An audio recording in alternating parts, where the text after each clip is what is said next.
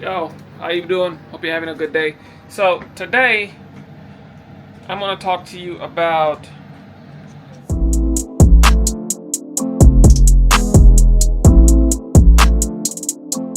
that thing. So remember all the problems I told you I have with it? They actually sent me back an email and they said they're gonna correct all the problems in here before they do the production version. I talked about the ink mixing. I talked about the oh my goodness. Oh, the line in the back was flapping down and hitting on the mixer. So they say they're gonna fix all of that before production version. Okay, but I want to show you what I do. Even though I have mine, even though I have this one, right, and it's have the issues I told you. Let me show you the issues again. Remember inside here, back there, the line, the ink line would actually wrap around the mixer. So and ink line wrap around the mixer, and the fact that when I turn the mixer on, it turns the ink in both tanks into a sea of bubbles, right? So what I'm doing when I actually use this thing, as you can see, I leave it plugged in, right? What I do is I run it for a couple of minutes or two before I actually start using it. I get up in the morning or at nights or whatever, before I go to bed or when I wake up, whichever one comes first. I'll actually take it off the pause. See, it has a pause button. So I'm actually using this pause button to prevent this thing getting turned into a sea of bubbles. All right. I don't know if I'm gonna get that. I'm still waiting to find out if they're gonna fix this or not. But how I'm using it by using this pause feature, which is this button right here. You hold it until it pauses. So if you press it one time, it turns the flapper on, and hold it, it goes into pause. And that's how I've been using it. I've been actually turning this. See a bubble? See it in there? If you can't see it, let me get the light. Oh my goodness. Look, see? Oh my goodness, see your bubbles.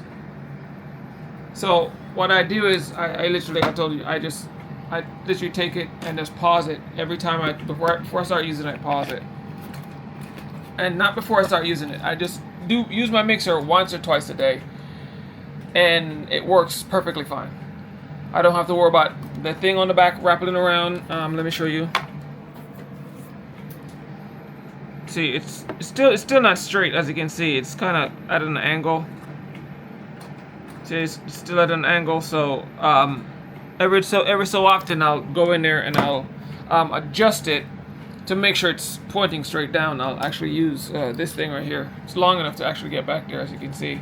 So I just use it and adjust it, and it works. It works for now. I'm hoping they really fix it, that line back here, so it go point straight down like it's supposed to. You don't have to worry about not having enough ink in here. All right. Again, as long as it stay over 3/4, as long as it's over about a quarter, which is about here, as long as they have more ink than this, everything above here is cherry. As long as you keep your ink above here, it should be. You shouldn't have any problems with that line in the back. But that's what. That's how I'm using it.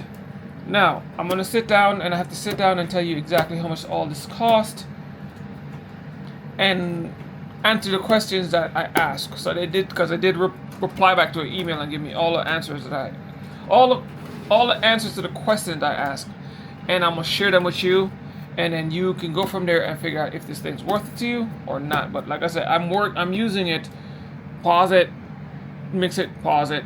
I haven't had to shake this thing. I hadn't had to pick it up. I hadn't had to move it. My prints are coming out perfect. It's really good. I really, really like it. But because of those two issues in here, until they fix it, I'm not going to say yes or no to it. That's something you're going to have to figure out. All right, because of the ink turned into a sea of bubbles, and the line in the back actually, is cockeyed. So if they fix that and then fix the sea of bubbles, and listen, that sea of bubbles only happen when the ink is about pretty much right where it is now. See, it's about halfway. The minute it gets to about here, all right, and you leave that stirring system running, the whole thing turns into a sea of bubbles. When it's full, it's not as bad. It does do it when it's full, but it's just really bad when it gets down to these levels. It just get extremely bad. and you have to literally run it on the pause. So I fill them. Also, I'll fill them up, and I'll still run it on pause because again, it gets bad, but not as bad as how it is right here. So I'm gonna sit down. I'm gonna take my time, and I'm gonna answer all the questions that they reply back to the email, and I'll let you know exactly what's going on and give you all the actual information you need so you can make a good educated decision. Again, I'm just giving you information.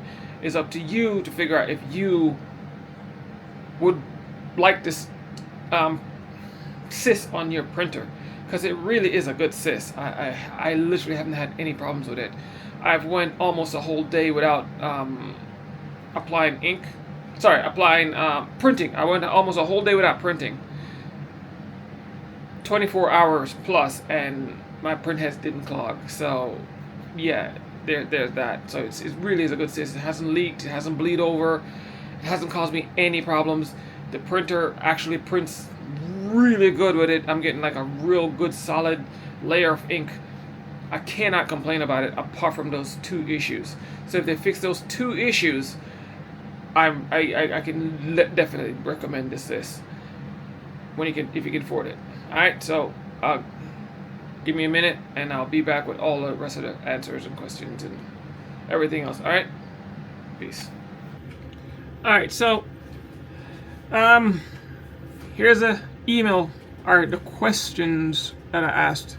I think I asked a little bit more than that, but so I have to go find them, and as soon as I find them, I'll add to the end of the video. So I asked about how long the battery life is supposed to last, right? And it's supposed to last 24 hours with a full battery. If the system runs continuously for 24 hours with a full battery and full inks, it can last up to 3 days.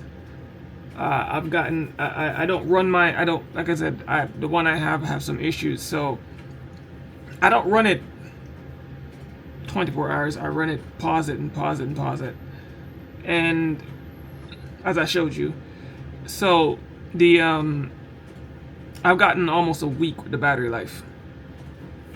I think I got a week out of it, but you know, give and take. I wasn't actually keeping track, but I know I got at least close to a week or more with the battery not plugged in. All right, so that battery life thing, it actually does. You should get about 3 days out of it. I'm pretty sure you can get at least 3 days. Run it continuously. I don't think anybody's going to run it continuously. You're probably going to use it more like the way I use it, and you should get about a week with the battery life. That's if you care to not have it. But again, it works plugged in, so you really want to worry about if the power goes out. That's literally the only time you're really going to worry about that battery. Or you live somewhere where the power goes out constantly, then that battery really comes in handy. We're planning to create, so another one was colors. They said they want to come out with different colors, so I'm guessing if they said they want to come out with a black one, so they're going to probably come out with a black version at some point. That's a nice color. They are literally taking information on what other colors people want to get, so you know that's a really cool thing that they're actually listening to customers and feedback. So when this thing come out, y'all can put in there, or even the description of this video, put the colors y'all want to see it in, so they'll hopefully read it and make the colors you guys recommend. All right. Why does it cost $250? That was a question I asked. Why does it cost $250? So their answer is the price reflects the over a year of research and development, patent applications. So you know, all the research development they put in there, they have to apply for the patent, so make sure nobody else steals their work, and they have to apply for that, and that costs money. You know, the lawyers and everybody else that comes into that, and it's a worldwide patent, so it's not like a patent in just one state or one country. They're trying to patent this thing worldwide, and you know, all that stuff costs money. And the marketing efforts, aka they sent me one, so all that marketing effort, all that money comes in there. You know, all that stuff to get paid. The initial investments ended up being higher than we originally planned, so you know, the amount of money they decide to put into it, it costs a little bit more than they thought. And we're deeply committed into this. They are deeply committed to DTF industry and will continue to invest more into producing even better versions of this product in the future. So that said, they're literally trying to again, I'm reading this thing and interpreting the way I think they're saying it. And it's really not much to interpret. It's literally straightforward. So they're planning on making better versions, you know, and they need the money for that too. So it makes sense that it costs $250 for each one. It's still cheaper than a lot of the other ones out there. Let's be real about this. All right, and it makes sense. But here's my but. If you plan on selling a lot of these, again, this is just me. I can't talk for them. This is me. This is just my personal opinion. It has nothing to do with OFFNOVA. For people like me who don't really have a lot of money, $250 kind of steep. Even as I'm using it and I really like the product, I think $250 is still kind of steep. I mean, I know they paid a lot of money for the investments, the advertisements, all the other stuff. You know, I understand that, and I totally understand it. Again, this is just my outside the window, somebody looking into the door, trying to come up, just giving them my opinion. This is literally my opinion. I don't think this thing should cost more than $200. And I understand the investments, I understand the future investments, and the reason why I say it shouldn't cost $200, as much as I have people right now who say they want to buy this product at the $250 price point, for someone like me who don't have all that money just sitting around somewhere to buy a product, and I don't want to pull out a loan, it's going to take me longer to be able to afford one. Now, for people who have shops and they want to upgrade their CISS, or the one they have is kind of junky and giving them not more problems, and they want a better, more reliable CISS, yeah, this will definitely fit the bill. $250 is not a bad asking price. Again, the price is not bad and here's the thing, if you can afford it, and that's where the fork kind of hits the road, you know, or the tire meets the road. Whereas if you can afford it, it's a really good price. It really is a really good price. And I was talking to subscribers that, you know, I help, and we were on a group call actually, and I telling them about it because they asked me, and they think it's a good price because they have a business and they can afford it, right? I don't have a business, so me, you know, being able to afford this thing, it's kind of going to be kind of steep, right? Again, my opinion. They can do what they want to do. They can keep the price at $250. But here's what I'm trying to get at is, if you want to sell a lot of these units to people like myself, people who can also afford it, to me the $200 mark is like a sweet spot. Like, you can justify the $200 because the product it is really good. I tell you, I'm using it and I have zero issues with it. Apart from those two things, and they said they're going to fix it. So if they fix those two things, I can literally justify the $200 price point. There you go, $200, and I ain't got to worry about another CISS again, like forever. Seriously. And it runs with the thing, like I said, it runs with the power plugged in. It's pretty quiet. It's nice and light and sleek. So if you're moving it, it's not this big combo heavy thing you're moving around. I mean, I can't stop talking about the battery. So yeah, it really is justified, but $200, but to $50 extra is, again, for me. Do not let me convince you one way or the other. If you can afford $250, buy the damn thing, because it's worth it. But for the rest of us who can't really shell out $200, $250, yeah, that's a little tight. You know what I'm saying? So if they want to sell a lot of these units, especially people like myself, people who can afford it, and it makes more sense to sell more units than sell 3 or 4 units. You know what I'm saying? So the $200, I think, will get them exactly over that hump. They'll make that money back by selling multiple units, and they're selling like a handful of them. That's just my input on this. They can do whatever they want. It's their company, not mine. Like I said, I'm somebody from outside looking in, just giving them my 2 cents. Won't mean nothing. It's just, I'm just pushing this, throwing stuff at the wall. If it stick, it's stick. If it don't, you know, it is what it is. Because you can, like I said, it's, if you can afford it, it's justifiable. That $250 is very justifiable. I'm just going on a little tangent here. I really like this product. I just want them to fix those two things, and I think this thing will be an amazing product. So, and the first one, I never tried the first one, and I heard people say they had problems with the first one. I've never used it, but the second one, the second generation is actually really, really, really good. That's just my 2 cents. Now, the next few videos is going to be me taking this thing completely apart and modifying it to run the way I want it to run. Alright, so you might want to stick around for that one. But that's pretty much what I have to say on that Nova Emerge CISS.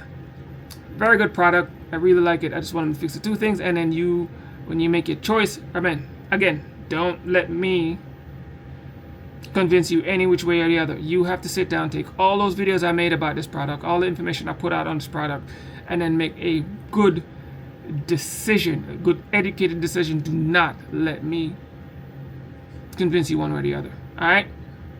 Peace. Alright, so something else I wanted to say that I never said in all the other videos.